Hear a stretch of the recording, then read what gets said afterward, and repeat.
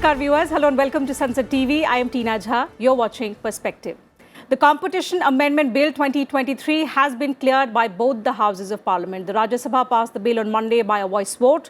The Lok Sabha had cleared the bill last week. Now, this was a key legislative agenda of the government for the current session of Parliament as it seeks to revamp the competition law and bring it in sync with the new economic practices and issues. The new law will empower the Competition Commission of India, giving it the ability to penalise entities found engaging in anti-competitive behaviour based on their global turnover. So in Perspective today, we will look at the changes that the bill brings about to the existing framework and who does it impact the most. Joining me are distinguished guests. So let me begin by introducing them to you. I'm pleased to have with me in the studio Mr. Sanjay Chadda, Senior Advocate, Supreme Court of India. And joining me virtually are Dr. Amar Patnaik, Member of Parliament, and he's a member of the Parliamentary Standing Committee on Finance. Mr. Dhanendra Kumar, former Chairman, Competition Commission of India. Mr. Kumar, delighted to have you with us on the panel. Ms. Deepshikha Sikarwar, Senior Editor, The Economic Times. Ms. Sikarwar, thank you very much for joining us. And Dr. S.P. Sharma, Chief Economist and Director of Research, PhD, Chamber of Commerce and Industry. Dr. Sharma, thank you for your time as well. But before we begin the discussion, let's take a listen in to what Finance Minister Nirmala Sitharaman said on the floor of the House while moving the bill for consideration and passage. The Competition Amendment Bill 2023, Srimati Nirmala Sitharaman, to move a motion for consideration of Competition Amendment Bill 2023. Sir, I rise to move that the bill further to amend the Competition Act 2002 as passed by the Lok Sabha be taken into consideration. Srimati Nirmala Sitharaman to move the bill. Sir, I rise to move that the bill be passed. Motion moved that the bill be passed. The question is that the bill be passed. Those in favor will please say aye. Those against will please say no. I think the ayes have it. The ayes have it. The ayes have it. The bill is passed. So an important piece of legislation passed by voice vote amid the din, as you just heard. Mr. Chadda, let me begin the program today with you to understand first the kind of changes that the new bill brings about to the existing framework. First of all, this is not the first time that the competition law is amended. We all are aware that this is, I think, the fourth time, right. 2007, 9 and 19. First endeavor for which it was done is to bring the international, what are the best international practices which are there, so incorporate them. Then, very important is that we see that litigation takes time. So, not only time, of course, money also. So there are very nice things which have been added, like to begin with, settlement and commitment process has been started, where without going into the deep litigation, where the parties are said that please settle it, pay the penalty, a reasonable penalty will be paid, and then you make a commitment that such exercises, such things you will not be doing. That is another very important, I think, aspect of this particular bill. Then leniency, which we have seen. You know, a concept, I'm just correlating, a concept of, we see that you must have heard of a concept of approver in criminal law. So that concept is added here, where, out of, let's say, there are 5-7 people are there, 5-7 industries are there who are in, they come before the commission. One or two or become approver, as in the very normal language I am saying. So a leniency will be given to them, and it is not like in criminal law, it is one approver only is enough. Here, if other people are also coming, they are settling, they will be taken, and the matters will be settled, in a peaceful, in a very subtle manner, so that they make a commitment and they, of course, they settle the dispute also. This is another very, very, very important aspect, I feel. Then trust is given more value. Now, we have to see that, because these are the backbone of our economy. We have to, I mean, both aspects are very, very important. There is no compromise that we are doing, but yes, trust is given importance. Now, as far as the digital economy is concerned, we have seen that digitally we are growing so fast. So there a lot of changes, so that we are like earlier, if there is a some claim, some dispute has to come. So earlier there was the asset should be 300 crores, the turnover should be 1,000 crores. Such big events were. Now in that we have seen that so many companies were missing. Asset 300 crore is not there. So what the government has done, they have taken now a deal is to be taken into consideration, and a deal size will be taken into consideration, not in addition to these two. As I said, the deal size should, if there is a deal size which is above 2,000 crores, it will be a prior approval is needed, and where the commission will look into it. So Certainly. many teeth are given. So how does it empower the CCI is something that I'll go across to Mr. Kumar in just a moment. But going first to Ms. Deepshikha Sikarwar to understand, because what Mr. Chadda says, Ms. Sikarwar, the fact is it's not the first amendment, it's perhaps the fourth. But through the kind of changes it has brought about, or it will bring about once it becomes a law, can we say it's the most comprehensive amendment that the government of India has undertaken to the competition law in the country? Definitely, Tina. This set of amendment, they have come after a while, and we've seen tremendous changes in the functioning of the corporate sector. New kind of businesses have surfaced, which the law was unable to take care of. The kind of practices that they were engaging in. So these amendments have tried to take all those developments into account and have tried to address the concerns that have emerged, particularly with regard to, what was happening in the e-commerce, the digital platforms sectors. There were other issues, a very significant amendment has been brought about in form of these settlements. So the law is being amended to reflect the changes, not just in India, also the practices which are going around in the globe, also take into account the global best practices globally. Yes. So these set of amendments are very, very comprehensive and make the law much more relevant to today's times. Okay. Dr. Kumar, how does the new bill empower the Competition Commission of India? Because what we when we look at the report, we understand that the CCI is set to gain the more, perhaps it's been afforded abilities of different kinds in different aspects. So if you could help us and our viewers understand about the manner in which the CCI is set to get empowered once it becomes a law. Thank you. First of all, thanks for the opportunity given to me today.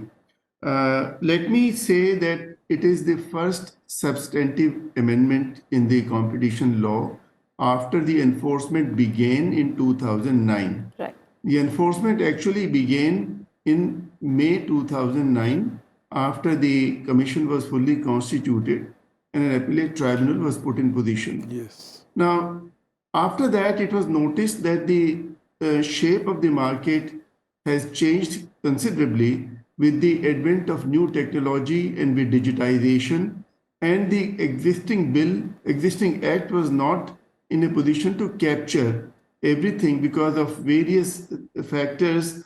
There were situations when companies were becoming dominant by accumulation of data and by network effect and so on. And many things were not captured by the various provisions. So this new bill, which has been enacted now, which was enacted, the committee was constituted, Competition Law Review Committee, under the chairmanship of then Secretary Injayati Srinivas in 2018. And on their recommendations, a bill was drafted, submitted to the Parliament, and it was sent to the Standing Committee, and we have Mr. Amar Patnaik, a distinguished member of that committee with us today. And on the basis of those recommendations, the government thereafter sent its new bill, and it has been passed by the Lok Sabha on 29th March and the Rajya Sabha on the yesterday on the 3rd. 3rd of April, Now, yes. the major amendments, let me quickly roll out, which would show that it would plug in many loopholes. Just for example, the earlier bill had this problem that in the digital platform these days, the entities, they grow dominant very rapidly. And to give you an example, that Facebook had acquired WhatsApp in 2014. And at that time, the assets and turnover of WhatsApp was, I would say, minuscule in proportion to the amount by which it was acquired. It was acquired for $18 billion in 2014, while the actual turnover at that time of WhatsApp would have been a few million dollars. Now, they had an eye on the potential and the technology and data it would bring in. So, and it has really benefited them. So, it has been captured now in the new amendment that deal value threshold above 2,000 crores. Now, if there is any deal, it would have to be mandatorily reported to the Competition Commission, who would look into it, the anti-competitive aspects and so on. It's something not new. It exists similarly in USA and so on. Now, settlement and commitment is something, again, which is existing in many jurisdictions, and it's very, very important that we should not only focus on imposing penalties, but the focus should be on bringing in market corrections, which is the main objective of the existence of the CCI. Now, the existing the penalties which have been imposed so far, about 17,000 crores worth of penalties, the actual recovery has not been even 1%. Now, with this commitment and settlement thing being brought in, it would be possible for the companies to enter into a commitment in the beginning if the matter has not been, if the DG has not submitted its report, and settlement if DG has submitted his report, but CCI has not yet passed the order. Okay. So in either of the situation, the companies can enter into a settlement kind of a thing.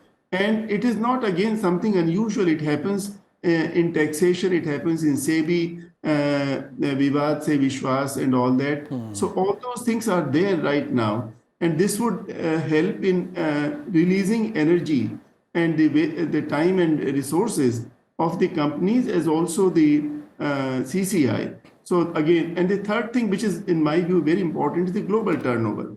Now in the digital economy, again, it is all interconnected, the digital economy. Absolutely. And what is happening somewhere, it would have impact elsewhere also. So to make it a global turnover, although it may look a bit punitive or deterrent, but yes, this would also for the multinationals, and it's not only the digital enterprises, but also automobile companies, like for example, Toyota, Hyundai and so on, they have operations all over the world. You're right. Now, so we'll talk about the impact in just a bit from the business point of view. We'll get in views from Dr. Sharma. But Dr. Patnaik, we've spoken about these amendments and comprehensive amendments that have been brought about and which Mr. Kumar says will plug a lot of key holes on mergers, on acquisitions, on the penalty aspect also. Were these the recommendations that the parliamentary panel had made, of which you were part of? Or in the final draft, do you see certain modifications that the government of India has come up with? Thank you, Tina, for inviting me to this. This is very fresh because it was just passed yesterday by a voice vote. But while in the Standing Committee on Finance, we had really spent long hours looking to the government's proposal for those amendments, which were actually, as Mr. Narendra Kumar said, it's actually the most substantial amendments after 2002 have come by way of these amendments. So we spent a lot of time and consulted a number of stakeholders, including business, MSMEs, the big tech firms, the publishers. We have consulted, we have had a huge round of consultations. So what we really basically looked at this entire issue is from the way competition has changed. The physical market and the digital market. So the digital market, the way it operates, as Dr. Dhamendra Kumar said, is about, it is through network effect, bundling of services, through use of data, predatory pricing, number of issues. So in our report, we have in fact identified 10 anti-competitive practices. It talks about steering provisions, platform neutrality, bundling data uses, deep discounting, exclusive tie-ups. This came from the hotel industry. Search and ranking preferences, the reviews that you see. So we have really identified 10 such anti-competitive practices. Right. And therefore, we thought that the amendments which were introduced by the government was long overdue, was in time. In fact, it is long overdue, as I said. But we made certain changes. Now, we made recommendations for certain changes. First thing and the foremost, keeping the huge implication that the big tech have in the Indian market, we have first recommendation was for ex-ante kind of a framework rather than the post-hoc framework that we have. The current framework, even after these amendments, is actually post-hoc. After something has happened, it will be reported. Or through the commitment and settlement system. I'll talk about it a little later. So we have basically said that time has come for ex-ante legislation, as they have in the European Union through the Digital Markets Act. And the government have reacted to it by setting up a broad-based committee which is looking into it. So I'm looking forward to having a separate bill or a further amendment to this these Competition Act sooner than later. The second set of suggestions was improving on the amendments which had been suggested by the government. And I must tell you this, most of it were accepted and therefore brought in as a separate bill in 2000, and that is the 2023 bill rather than the 2022 bill which was introduced. Now, these refer to, for example, we said that if you are having a merger and acquisition or a combination, then what is important is the target company. And it is not important that you acquire something who has no presence in India, so it doesn't really matter. So the target company will be the one which will be facing the local test context. So that was a change which was accepted by government and brought in. Then there was this question of of course the deal value. We had a lot of discussion on this. The deal value, whether we should have the 2,000 crores fixed and coded into the law, or should we make it flexible so that the government could revise it from time to time, one, and whether different sectors require different set of thresholds. As it has been discussed here, that in the big tech space, deal threshold makes eminent sense because asset and turnover, you can't probably have many companies coming out of the competition rigor if we only follow the assets or the turnover. So deal value is very right. But whether we should have hard-coded 2,000 crores in it, this was a recommendation. Government has not accepted and continued with its earlier recommendation of having it hard-coded into the law. The third kind of recommendation was relating to the timelines. And, of course, there are many administrative issues which were discussed relating to vacancies. But one important issue which we talked about, and which the Supreme Court, which the Law Ministry has finally said, is the doctrine of necessity.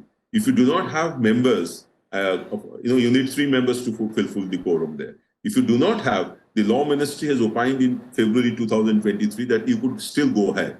You don't have to completely, the CCI need not be completely coming to a standstill in hearing judgment. Now, this I thought could have actually come into the bill.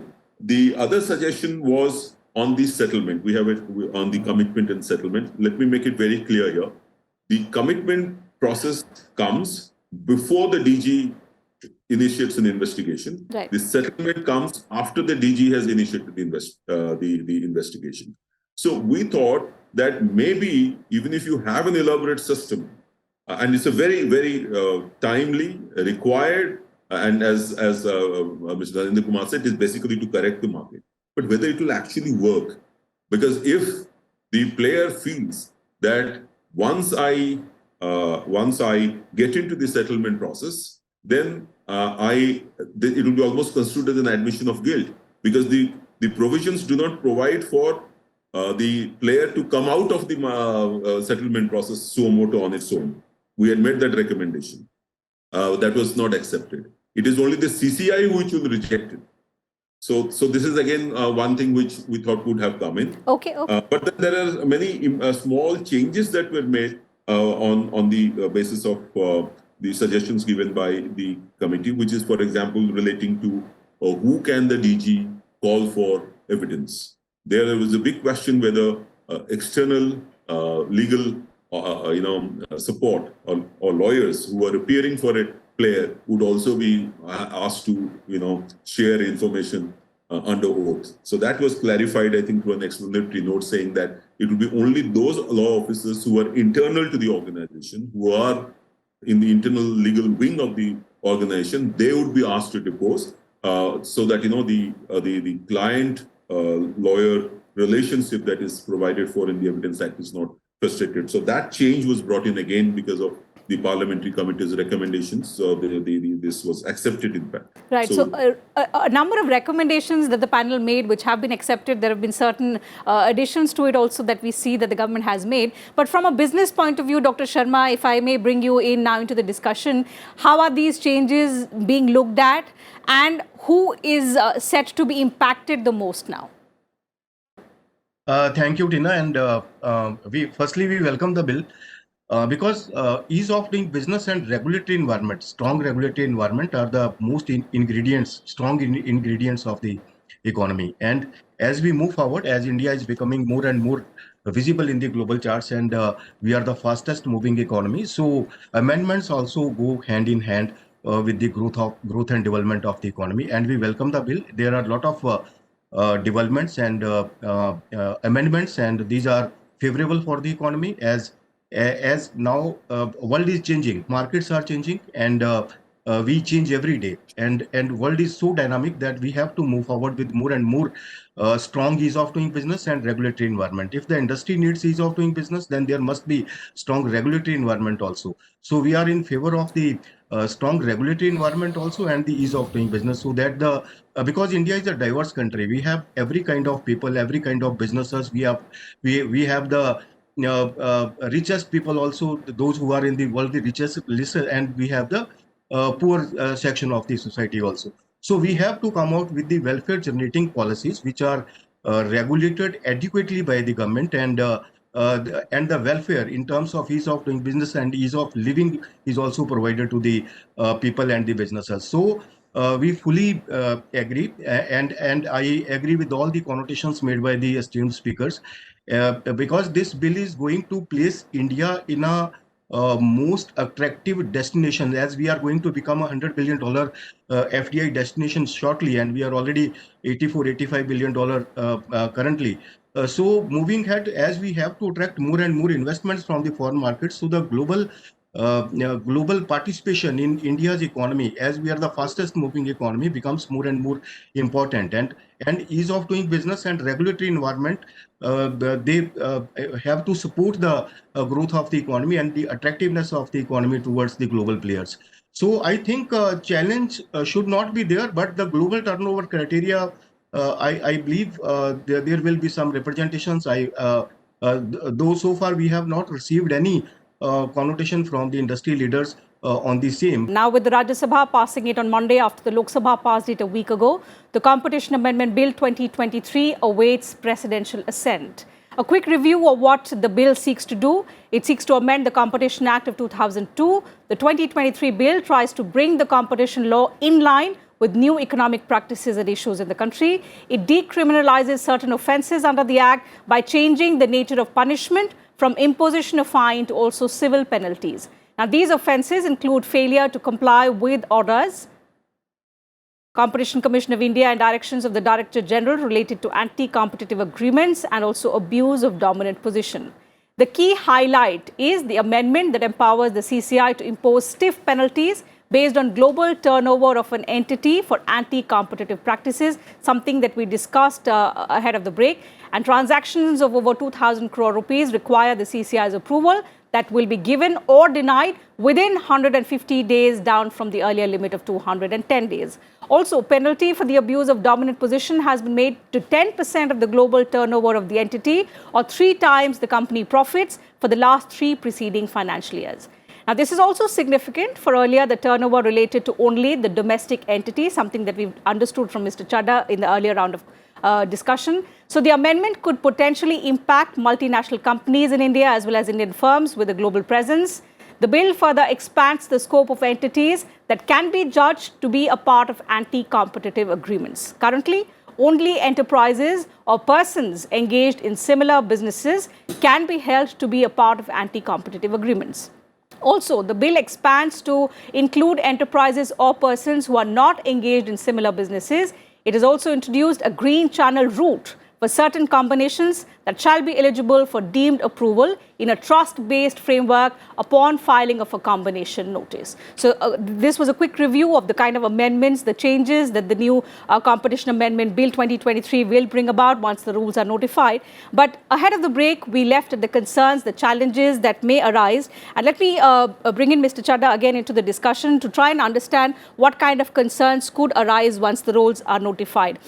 Could there be opposition that consideration of total turnover may lead to unfair, punitive outcomes, that there would be voices which will say that this is discrimination between enterprises who commit a similar contravention but are penalized differently depending on the expanse of their businesses? Could that be a concern that could arise? Look, we have to see it from the angle that, you know, as per the new law, dominance is not bad. You know, being big is not bad. The only aspect which is very relevant is that abuse of dominance is bad.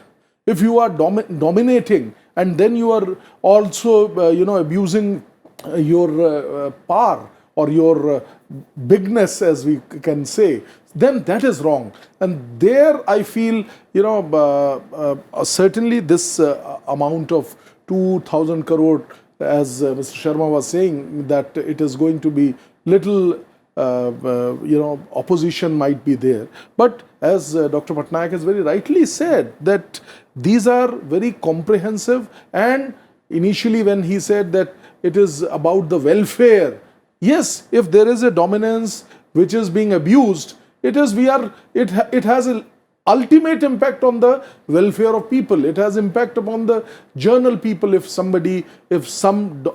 big dominant power is using something or misusing rather its power. So yes, there are chances that there might be a little concern about it. Okay, so let's see once the rules are notified what those who are being impacted, they have to say whether they're going to challenge it. But Mr. Kumar, coming back to you again, it proposes to cut down the timeline for approval of combinations to 150 days from 210 days. Yes. Were there apprehensions, or will there be apprehensions within the CCI, which already claims to be an understaffed commission? Does it add to their burden?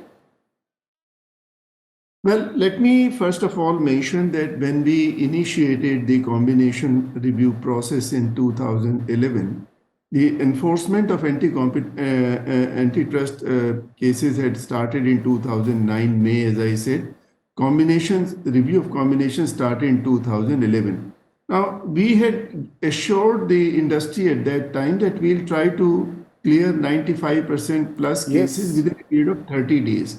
And I must say, to the credit of Competition Commission, that they have adhered to it, and almost 95-96% cases are cleared within that time period. Only a few cases go beyond that, and the limit of 210 days, which you mentioned, has also been strictly adhered to in those cases. I don't think there would be any problem at all in adhering to the 150 days limit. In any case, this is to give an assurance to the concerned parties that it will be cleared. There is also a provision there that CCI has to make a prima facie view within 30 calendar days, not 30 working days. And if it is not given out, then it would be deemed to be clear. Yes. So overall, the emphasis is on speed and ease of doing business. But just one more minute, since you mentioned about the global turnover part, that this could be a matter of concern. Let me tell you that it is just the outer limit. CCI has to decide based on the facts of the case, and there are attenuating circumstances, there are mitigating circumstances. It could be, it has been happened in the past, it could be 0.1%, it could be 10%, it could be 0.01%. So depending on the situation, circumstances, it could be low also. The global turnover need not be taken as the benchmark. It is the outer limit. So I don't think that the company should feel frightened of this limit, and it will not be generally the matter that, and by the way, in global arena also, many jurisdictions in advanced countries, they also have similar limits. Okay. Dr. Patnaik, the other aspect is expanding the scope of settlements to include the cartels. What is the kind of recommendation that the parliamentary panel had made in this regard? Or were there also arguments made against it? Yeah, before I come to this, I'll just add make one statement relating to the global turnover. You see, the bill decriminalizes a number of offenses, and therefore, in fitness of things, therefore, it had to also bring in the penalties much stiffer, and therefore the global turnover. One reason why and which is in the nature of a fine, whereas earlier it could be a criminal offense. So it had to do a balancing act, and this has been done. The second point is, if you realize that there are a lot of multinationals, big tech companies operating in India who are using the network effect, bundling effect. Network is not just within the country, is globally they are having it. So therefore, the global turnover, as Mr. Dandini Kumar said, it's actually there across several jurisdictions. So that has been brought in, and I think that rightly so. Now, to your question relating to cartelization, what the law says now, that it is going to identify a vertical cartelization, hub and spoke models. There are some companies which follow this model to establish their dominance, or sorry for using wrongly the word. In fact, Sanjay Chadda says very correctly, dominance is okay, but abuse of dominance is what is antitrust. And so in this case, vertical cartelization has been addressed. The committee felt that horizontal cartelization should also have been addressed, but this was not accepted by the government. They feel that horizontal cartelization can be addressed within the meaning of the existing sections and existing rules. But on cartelization,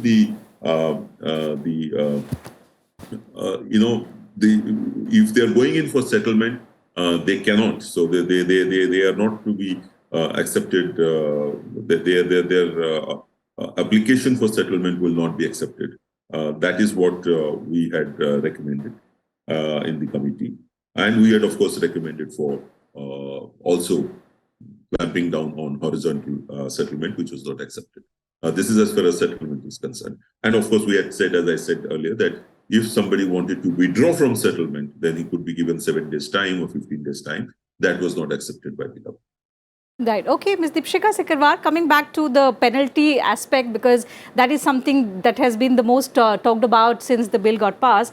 What we've seen in practice is that the CCI seldom imposes the highest penalty. And going forth, also, there is a view that it will be mindful of imposing penalties, especially on big companies. But at least it gives an opportunity to have and lay down guidelines which will reduce abuse of dominance, as we've been discussing. And to that aspect, by when do we expect the rules to be notified and the law to come into effect? Tina, as you know, a lot of work has, the ministry has already been working on execution of the law. So once it receives presidential assent, I think they will quickly go on, finalizing the rules framework. And some of the parts of the rules which they are going to come out, from what we understand, they would seek public comments on them before actually they implement them.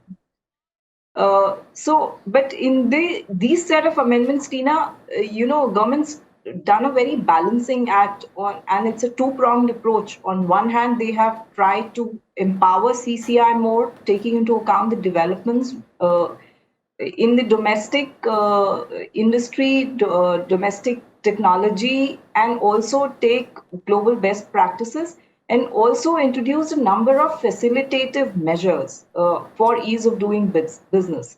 So all this, and especially the focus has been on ease of doing business, besides empowering, giving more teeth to CCI to handle newer developments.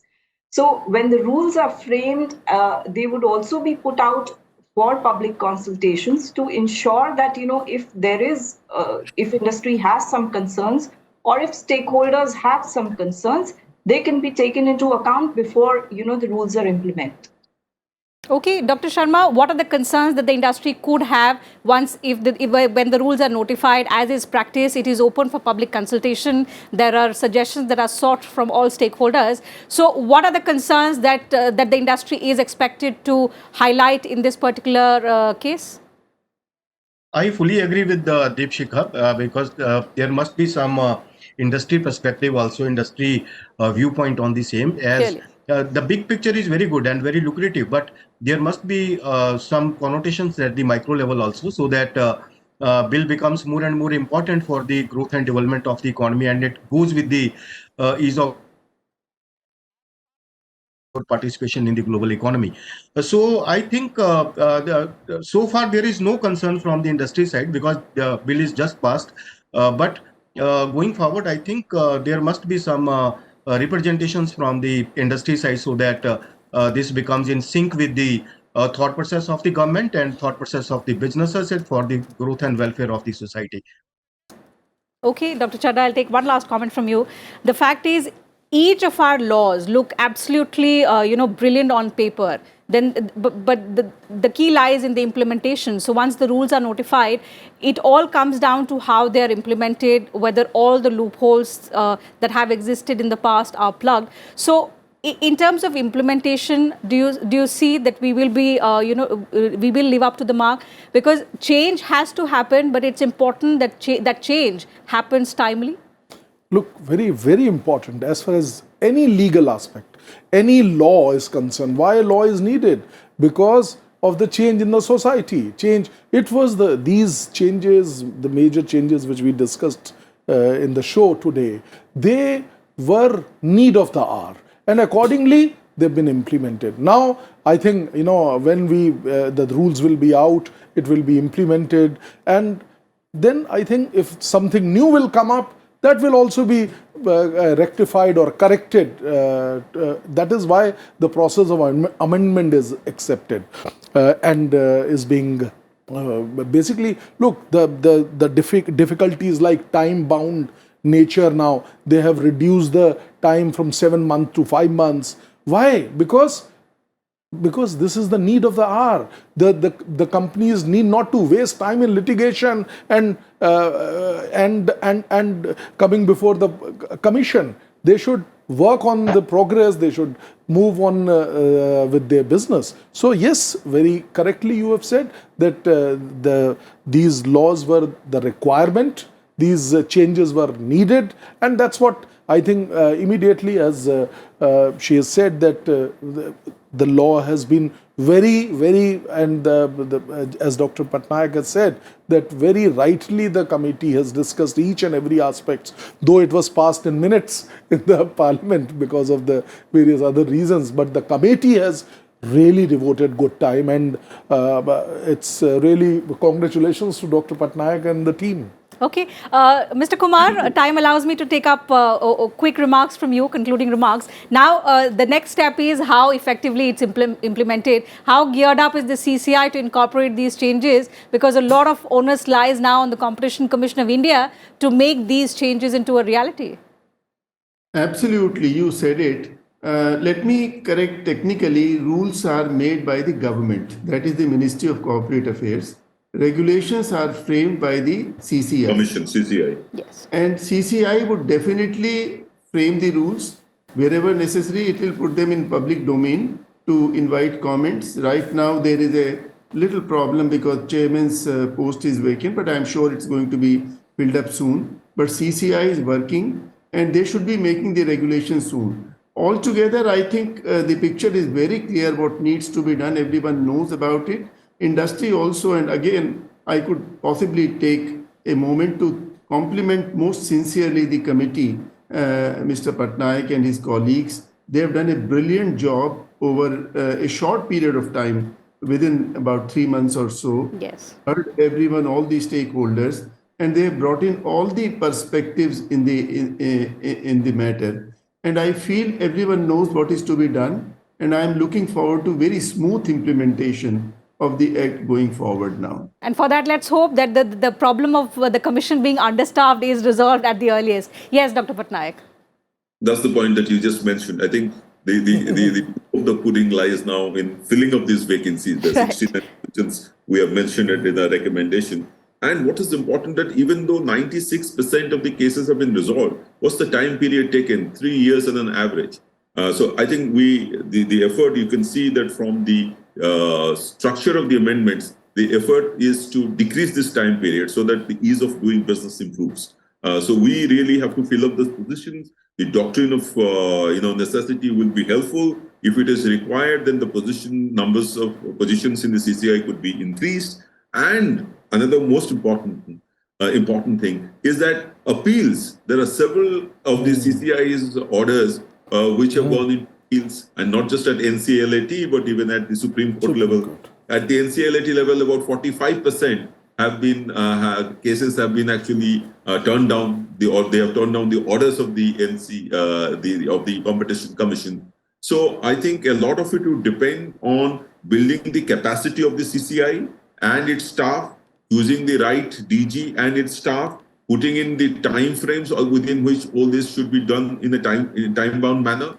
And I think the rules should not be again made in such a manner that the appeals would just sustain because of the arbitrage it is given because of the difference between the act and the rules. So I think these issues, if they are addressed, the whole purpose and objective of bringing in these transformational changes in the form of amendments would be achieved to the India Inc. Absolutely. So the whole point is that the purpose is achieved because of which these changes that were the need of the hour have been brought about. Now the proof of the pudding lies in the eating. So let's hope when the rules are notified, that there are adequate representations made in terms of the changes that all stakeholders would like to see. But once implemented, once the rules are out, they are implemented with the manner in which the kind of impact that that the government hopes to make through this bill. So that having been said, I'd love to wind up the program. I would like to thank all my guests for joining me on this edition of Perspective, sharing your thoughts, your view with us and our viewers. And to you viewers, thank you very much for your time as well. I'll see you same time tomorrow now. Take good care of yourselves. Keep watching Sansad TV.